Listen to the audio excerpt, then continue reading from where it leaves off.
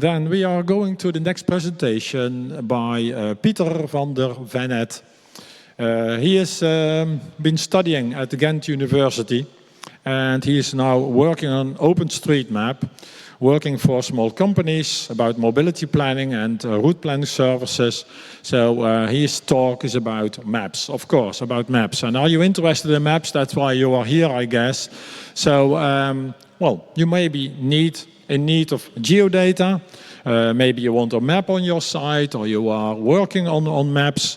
And then Pieter is going to talk about this, how OpenStreetMap can help you on that, and how the community can help you with OpenStreetMap. So it's a very broad overview that Pieter is going to give, and how to get started with it. And I'm very eager to hear from that also. What you're going to talk about, because I'm very interested, as you probably know my daughter, who's also working on this. You know Nina? Miss Maps? You know Miss Maps? Yes. Yes, that's my daughter. Oh, cool. So, and she's also working on maps, so I'm very interested to hear what you are going to tell about this. A big applause for Pieter.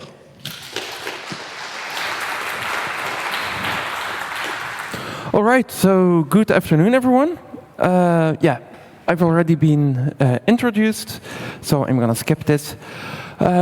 Today, I'd like to talk about OpenStreetMap, of course, and I'd like to give a high-level overview, like a starter package of all the things you need to know to find your way around OpenStreetMap and to use it effectively. So let's start at the beginning. What is OpenStreetMap? In the first place, it is a database. It's a plain old database, and in the database there are dots and there are lines. And all of those dots and all of those lines, they have some attributes. And these attributes tell what the dot or what the line does represent. So for example, I have a dot on there, and there's an attribute saying natural tree. That implies that there is a tree over there. And we can add other attributes, for example, the species, like an oak tree. And yeah, you can go basically nuts with all the attributes, so you can add as many attributes as you want, describing a whole heap of things. So it can become quite a rich database. And of course, we don't do that only for points, we do that also for lines. So for example, these are the attributes of a ring road near where I live. And then you see there's quite a bit of information in there, like it's highway secondary, so it's a secondary road. There are 2 lines, it's lit, you can drive 50 an hour. It's called Golden Vlieslaan. It's named after something on Wikipedia. It's made of asphalt. It has its own Wikipedia page. So lots and lots of data in there. Now, how does it get information into that database, and how is information used from that database? So there are many contributors of OpenStreetMap. And I'm going to do a little experiment. Who in the room has already contributed data to OpenStreetMap? So, yeah, about 1/3 of the room, all right. Thank you for your contributions. So the contributions get into the database, and then the database and the updates, they get distributed to a whole heap of map applications, such as the main website, or Osmand, or Overpass, or Pokemon Go, but more about those later. Now, there's data in the database. What kind of data is allowed in the database? There's quite a big freedom to add data. You can add pretty much whatever you want, as long as it's permanently there and it's verifiable. So a road is verifiable and it's permanently there. Something like YCAM25, it can be verified, but it's not permanent, so we're not going to add something like events. And other things like planned works, or there might be a bridge in 10 years, it's also very hard to verify, so we don't add that. There's also a third important rule: if you add data, don't copy from copyrighted maps. So don't go copying Google Maps, because then we're going to have to remove the data again. And yeah, you can add whatever you want. There are also plenty of tools to add data to OpenStreetMap. There's plenty of software. I checked 5 years ago again, and there were 28 active projects back then. I should recheck that. One of them is mapcomplete.org. It's what I make, so it has some more slides. And basically, that's a website, and in the meantime, also an Android app, which has many maps about specific topics. For example, public toilets in this case, or bicycle pumps. And if something is missing, like for example here, we don't know if these are free to use, you can select an option and it goes to OpenStreetMap directly. So that's one possible way to edit OpenStreetMap and to help out. If there is a point missing, you can also, with tapping once, quickly add a new point. And I also have some fun integrations with other services. A second application I'd like to highlight is Street Complete. It has a similar name, but it's a different application. This is an Android application. And when you want to go for a walk or something, you can open it up and it will show you a whole bunch of questions. And then you can tap something and it's a question like, what kind of building is this? What's the surface of this road? What are the opening hours of this shop? Do the stairs have a handrail? Stuff like that. It's very useful. I always say it's a bit like playing Pokemon Go, with the big difference that this is actually useful to do. So if you want to make a nice walk, this is a cool application. Another application that for many of you probably was the first editing experience, it's the ID editor. It's an editor on OpenStreetMap.org. That one is user-friendly, and you can use it to do most tasks. And I've secretly already shown that one to you. It's this one. And at last, there's also JOSM. JOSM is a power tool. It's somewhat harder to use, but it has a lot of capabilities, and you can do big edits with it, but I don't recommend that for beginners. All right, so what more is OpenStreetMap? It's also the freedom to reuse the data. You can reuse the data for free, for whatever purpose you want. There are, however, two requirements. You have to attribute OpenStreetMap. So if you put OpenStreetMap on your website, you have to put in the corner like data by OpenStreetMap. And if you reuse the data stays open. If you make changes to OpenStreetMap data, your changes will be published under the same license and other people might reuse your data. So effectively a copyleft license.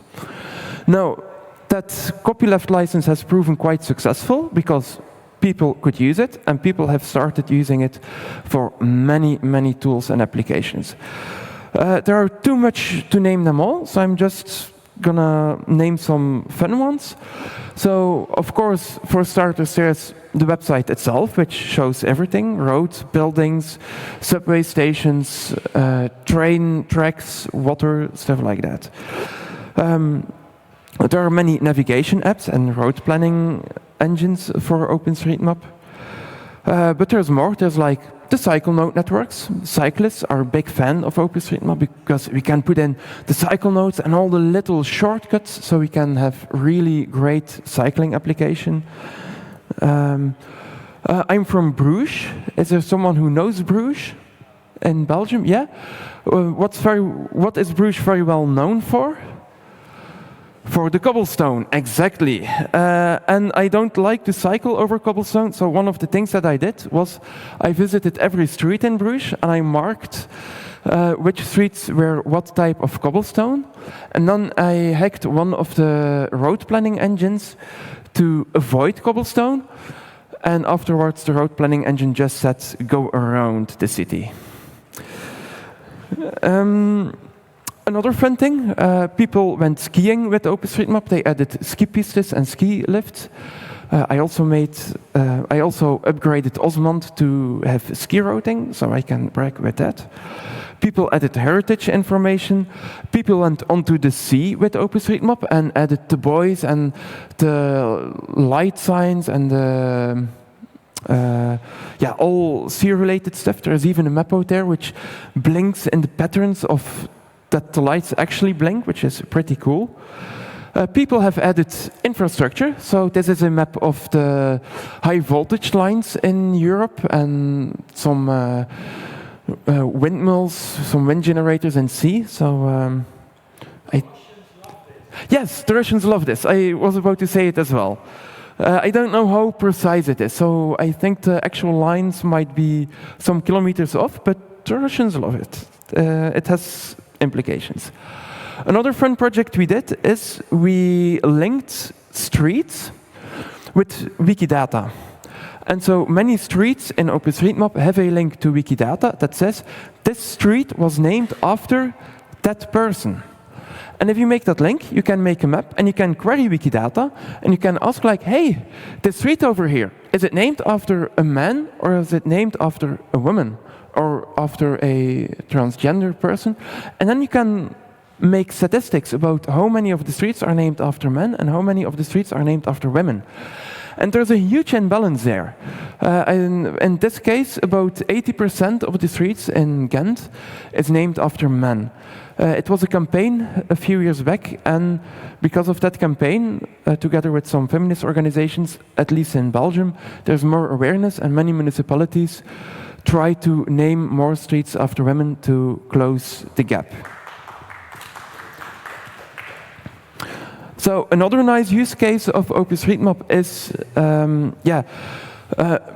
less developed places, for example, Africa, and especially Médecins Sans Frontières, Doctors Without Borders, they use OpenStreetMap a lot, just like the Red Cross. And they do mapathons. We come together an evening and then based on satellite imagery, we draw roads, we draw buildings, we draw villages into OpenStreetMap. And that's a very valuable tool for those aid organizations because they can use it to plan. They can estimate where the people live, they can estimate for vaccination campaigns, how much vaccines they have to take, how to get there, and stuff like that. So that's also very useful. And one of the tools we use is Missing Maps, which is, we have an expert in the room on that. Another tool, probably a lot of you use this tool. Who uses Osmond? Yeah, quite a few fingers, again, about the third. So this is an Android and iOS application for smartphones. It has a ton of features. I love it, I use it all the time. It's a bit clunky and many buttons, so you can get lost in all the menus, but it can do a lot of stuff, like road planning, Wikipedia, advanced search, and stuff like that. If you want a simpler application, which also works offline, you can use organic maps or GoMaps. There has been some drama, and it has been forked. This one works offline as well, and can do navigation and basic search. If you want a printed map, there is Map Osmatic. You go to the website, you select, oh, I want a printed map, this size, this background, this overlay, and then you get a PDF, and then with the PDF you go to a local copy shop and you can get a nice printed map. I've done it a few times. Another very well-known user of OpenStreetMap is Pokemon Go. Is there someone here in the room who plays Pokemon Go? A few hands. Pokemon Go uses OpenStreetMap both for the base map, so the lines you see there, it is OpenStreetMap. It's just colored differently. But also where Pokemons appear is based on OpenStreetMap. So if you have a park in OpenStreetMap, Pokemons will appear there. If you have water in OpenStreetMap, water Pokemons will appear there. If you have a beach, certain specific Pokemons will appear there.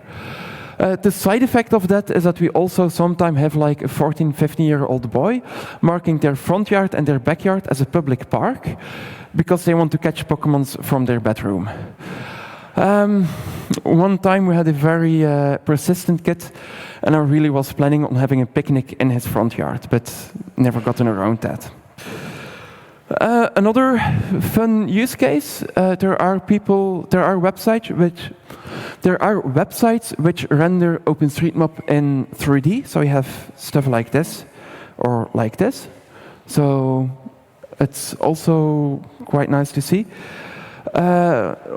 Another one of my favorites is this one, Kinderkies. It's a website, also based on OpenStreetMap. You also select a region, then you get the street layout, and then you can add all kinds of details like buildings and playground equipment. And then you can get this printed as a big playmat. And when my former boss had their kid, we made one of where they live, and then we added all kinds of details. And then, yeah, the kid was very happy with it, or the boss as well. Another OpenStreetMap-based application is UMap. It's a bit the equivalent of Google My Maps. Many people want to make a small collaborative maps for their friends or for a small hacker camp in Belgium for planning. In that case, you can use UMap or one of the many hosted instances of UMap. So this is an example where someone made a cycling route and stuff like that. And then again, many municipalities have some data online. For example, in Brussels, we have like 90 municipalities, and all of them had placed some bicycle pumps online. And then all of them had like their own little website with 5 or 6 bicycle pumps. And one project we did was group them all together in Map Complete so that all the municipalities could both use this map, but also maintain the data directly into Map Complete. And it is getting used by some of the municipalities, which is also quite nice. Another use case of OpenStreetMap, it's Facebook. All the maps on Facebook, Instagram use OpenStreetMap, and if you press the information button, you see the copyright OpenStreetMap, which is, as I told you earlier, obligated. Another use case, many news websites use OpenStreetMap. This one caused a bit of controversy. This was an image, so the map on the right was broadcasted on television in 2019 already, and it caused some controversy because there is something weird or something special about the map on the right. Does someone see what is happening on the map on the right that's not on the map on the left? Yes. So, if you look on the map of the left, there is a gray area on top in the north, whereas on the map on the right, that area is part of Israel. So these are the Golan Heights. And the Golan Heights are de facto occupied by Israel. But it's not internationally recognized as being part of Israel, so generally we use the map on the left. But as I told you earlier, we map what's on the ground. We map what's verifiable. And it is quite verifiable that Israel has occupied that territory. So we drew Israel as having the Golan Heights. Now, borders are tricky, are sometimes not very clear, are conflicted. So we take a very pragmatic approach and we just put all the possible borders in there. So every border, especially in Israel, that once has been decided is in there, and it's up to the consumer of the data to select the border that's correct according to them. But yeah, they had a slip-up. The National News of Belgium, they use an intermediate organization, an intermediate company, which makes the maps for them. They just use the de facto maps that OpenStreetMap uses. The redaction didn't quite catch the little map mistake, and this way it got broadcast on national television. It's a bit sad, because a year ago they put a similar map on their website, again with the Golan Heights. And then I send an email to the spokesperson like, hey guys, you made the same mistake a few years ago. Here's your own article. Make sure you get some appropriate solution, and then they fixed it. But yeah, maps are hard. Politics, yeah, no, this is quite political as well. Another use case of OpenStreetMap is scientific research. This was interesting research from, again, quite a long time ago. But this researcher compared how people move within a city, which modes of transport they use, and how the public space is allocated. So let me take one example. So for example, in Copenhagen, people move like this. So you can see it's quite close to the bicycle. People in Copenhagen tend to take the bicycle a lot. It's also quite close to the train. So that represents public transport. So in Copenhagen, people take public transport quite a lot. And it's far away from the car. It could be further away from the car. So people take the car sometimes, but not a lot. If you, however, look to how the public space is allocated into according to OpenStreetMap, you see that quite a bit of the infrastructure is still for cars. So that gives a certain discrepancy. The other extreme is like Los Angeles in the US, and then you see that, yeah, people don't cycle there. On my triangle, it couldn't be farther away from the bicycle. People do take a little bit of public transportation, but mostly the car. But if you have a look to how the public space is allocated in Los Angeles, nearly all public roads or all public space is for car infrastructure. So these are a few of the use cases. Another use case is Overpass Turbo. I'm going to explain this a bit further because you're all hackers and you probably want to use some geodata. And for that, we use Overpass. Overpass is a query engine. You throw a query to it and it gives you the data back. I'm going to try to do this live. So I'm going to go to Overpass. I'm going to go to the nearest city here, which is Alkmaar, and then we can ask OpenStreetMap something. Does someone have a proposal? What does someone want to see? Supermarkets, yeah. So first I'm going to stop at wiki.openstreetmap.org, and I'm going to ask how a supermarket is mapped. So a supermarket, large shop for groceries and goods. Sounds like we want that. And then it says on top, the attribute to indicate a supermarket is shop equals supermarket. So if I put in the wizard shop equals supermarket, if I click build and run query, and I give it some time to run, then you will see all the supermarkets in Alkmaar and nearby. So if you need some geodata, you can get it easily here. Even better, there is an export button where you can get it as GeoJSON or GPX or raw data, and you can load it in QGIS or Osmand or organic maps or whatever you are using.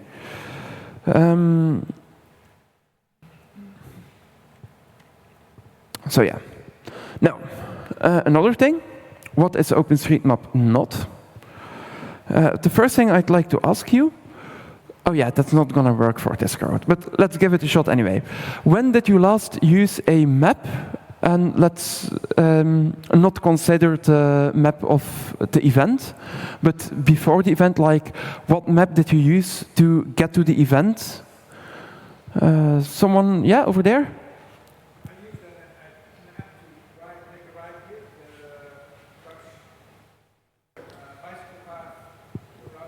Mm-hmm.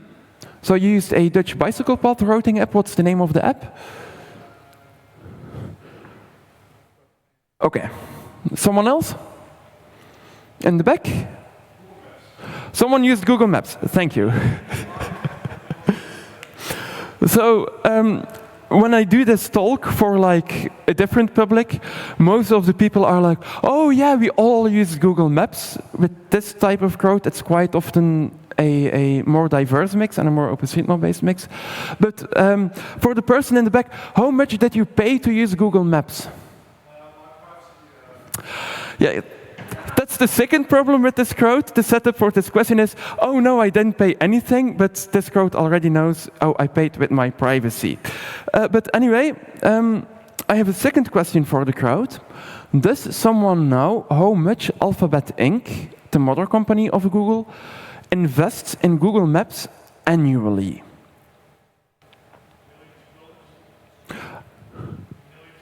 Millions of dollars. All right, I have millions of dollars. Who's offering more? This is an auction? Billions of dollars. Billions of dollars? Someone offering more? 100 million, but I already had the billions in the front. Going once, going twice, sold. You can pay me the billions of dollars afterwards. No, so actually, I have to admit it's very hard to get precise numbers. I did some research, and people were talking about $1 billion per year.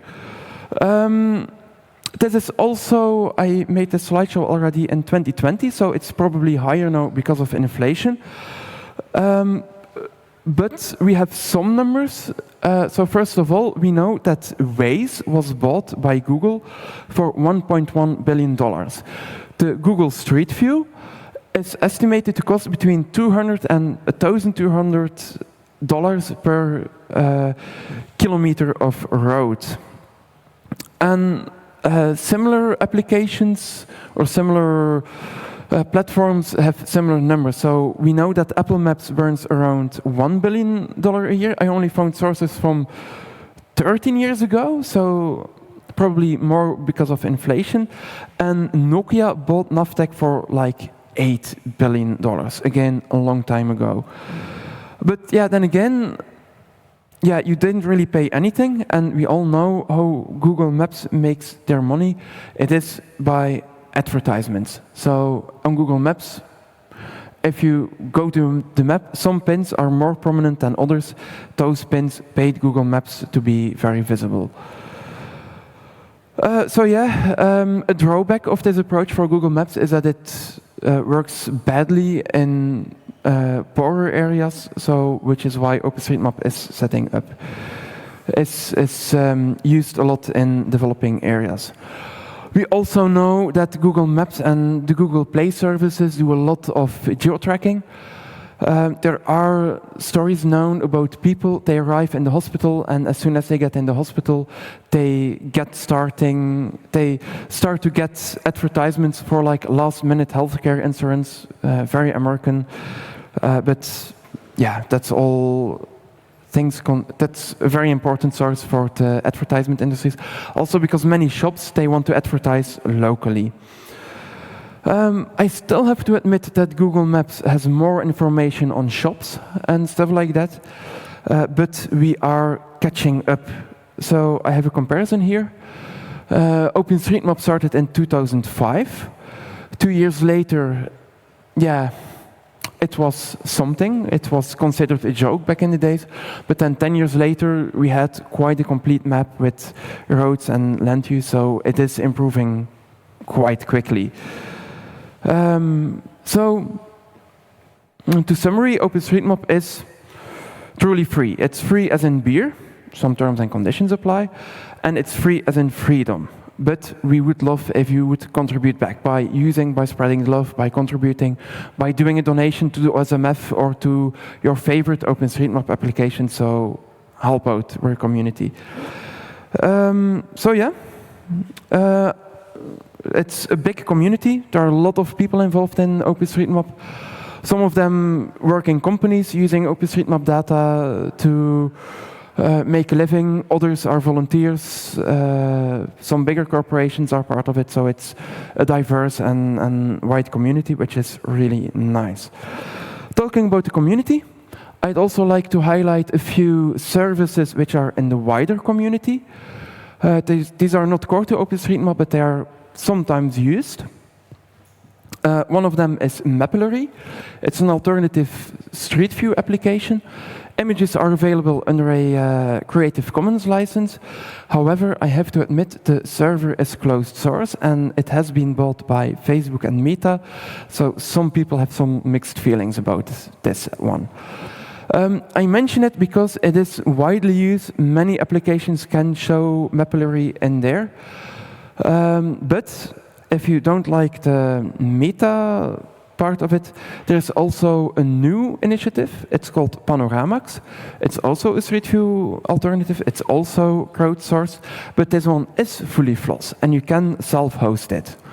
It's a federated system, so there's like one instance which knows all of the other instances, so that you can get all the pictures of all the instances. It's quite mature by now, even though they started 2 or 3 years ago, and if you find a bug, the developers are quite responsive. MapComplete uses it to host the images.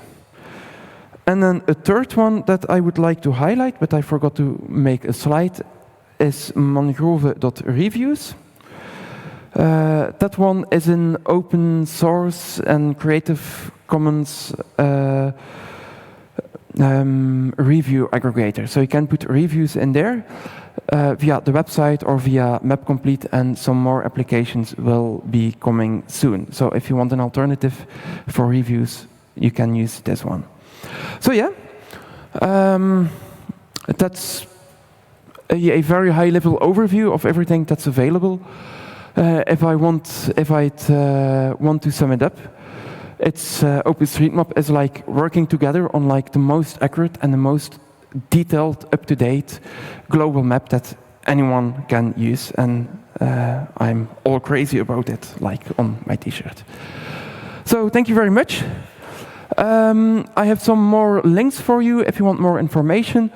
The slides are also online on my personal blog, so feel free to grab the slides there, or feel free to follow me on the Fediverse. And if you have questions, yeah, please shoot or come find me afterwards. And I also have some stickers with me, but not official ones. I forgot them. Thank you very much, Peter. Thank you for your very good explanation of OpenStreetMap. And as you said, you are eagerly looking for more people to help you with OpenStreetMap, not just you, but the community, of course, to help on OpenStreetMap. So if you are interested, contact Peter, and if you have time and working on OpenStreetMap, please share the community. So any questions for Peter? We have time for that. Over there, please show up at the microphone, and we'll wait for you.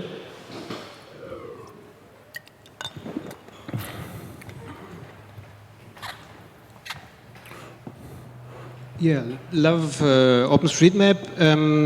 I think I read somewhere that OpenStreetMap is getting vector tiles now. Is that true? And what does that mean? Yes. So I'm going to open up the OpenStreetMap website. The question is about the vector tiles. So I'm going to dive into some of the details. So in the past, when we had an online map, yeah, it's very hard to show an online map. As if you were to give all the map data to my laptop here, you'd have to transfer about 120 gigabytes. That's not feasible. So what did people invent to show maps online? They made tiles. So if I'm going to drag here, you see that it loads little pieces of the map. And if I open up such a piece, you see a little thing. And this is a PNG. So it's the old technology, and the drawback of that is that, yeah, you can't really change the PNG. So, for example, here you have a municipality boundary between Oud-Karpsel and Koedijk. These are just pixels which are transferred like that. If I want to have a different color scheme, yeah, I'm out of luck. I just get the PNGs with the green and the blue that OpenStreetMap chose for me. Now, nowadays we have vector tiles, and since 2 weeks we have this one. And now you see that instead of a PNG, I do get a PBF. And you can think of a PBF as being an SVG. And that SVG contains like, oh, there is a line here, and it is this type of object. And it is the client which decides how to show that object. Like the client can decide to use yellow for a road, or red, or a different color. And even cooler is the labels. And I can demonstrate that on Map Complete, which uses vector tiles as well. The labels are pieces of string. So let me open up something here. Yeah, the libraries. 1 minute, please. So it happens to be in French, because I tested something in French earlier. So if I zoom out, we have like Belgique, Luxembourg, Allemagne. These are French labels. Now, because these are vector tiles, all the language information is there. So if I switch the language, the map can update the labels, and now it shows the labels in English, which is pretty neat. So that's the big difference. Vector tiles exist for 5 years, 10 years, I don't know exactly. But the new thing is that there are no official vector tiles from OpenStreetMap, and those are on the homepage, and that's quite big. A very big improvement, I believe, too. Yeah, thank you very much. Next. I use OpenStreetMap for hiking, and for hiking it's much better than Google Maps in most of places, but in cities I tried to use OpenStreetMaps, but I stopped using it because for every shop, every place which I search for to visit, I always check reviews and photos, because around half of places, is it Google Maps or OpenStreetMaps, it doesn't matter. Half of places are closed, or it's just the formal address where business is registered, but it's located in other place. And only reviews and photos help me to understand that I will not spend half of hour for nothing. So how reviews and photos work for OpenStreetMaps? Yeah, well, so that's where Map Complete comes in. And that's exactly what I'm trying to solve with Map Complete. So first of all, OpenStreetMap, the core project itself, does not do reviews and does not do pictures. But it does do the information about the shop, like opening hour, contact details, what type of shop it is. And then with Map Complete, I tied quite some services together.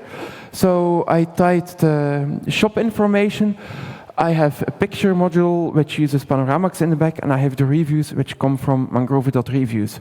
So the tools are out there, and they are getting bundled to become a usable alternative.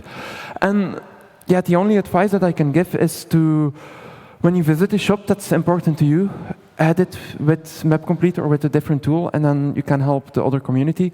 But it's true that the data is not as good as on Google Maps, but we're working on it. Also, shops, especially the small ones, and like the fast food jobs, many of them change name or change owners every 3 years, so we need a lot of hands to keep it up to date. Thank you. Yeah, there is some time for question more. Continuing this last point, what about quality control? If I find something that is wrong, or in Wikipedia I can log in and change that, how is that working here? And in Wikipedia has a big rule book, what should I do, what should I not do? How does that work here? Yeah, so we don't have any quality control. You just make an account, you click edit, and whatever you commit to the database is live immediately. But in practice, well, many new contributors, they make small mistakes when they contribute for the first time. That's fine. And then we correct it, we contact them, we explain what they did wrong and how they should do it. There are also some people who vandalize the map, but these are quickly caught and that's reverted quickly. Especially high visibility vandalism is reverted within the hour because it's highly visible.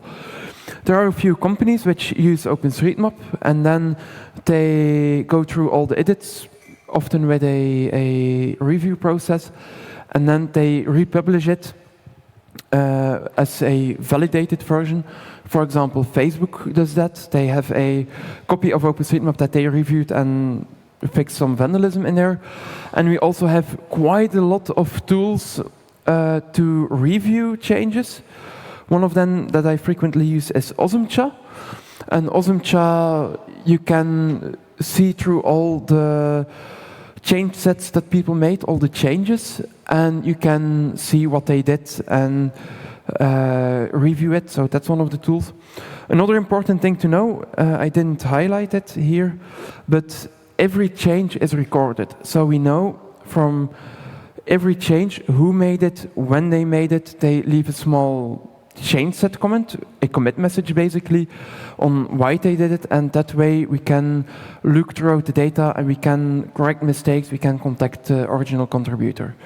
So in practice, it works. Thank you, Peter. One last question. Yeah. One of the more fragile infrastructures these days is EV charging infrastructure. I'm struggling with this a lot because all the apps are just bad.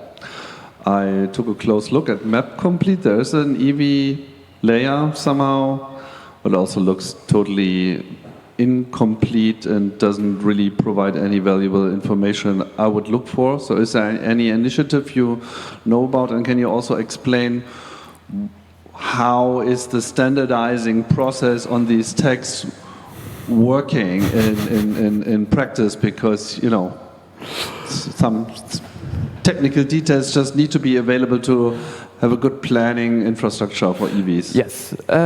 So let me start with the tagging. Like, how do we decide on what attribute means what? Well, like they say, put 12 hackers in a room and you get 13 opinions. It's a bit messy. So people come together, they write a proposal like, oh, we'd like to do it like that. And then the proposal gets approved or rejected by a voting process. That's one way it's done.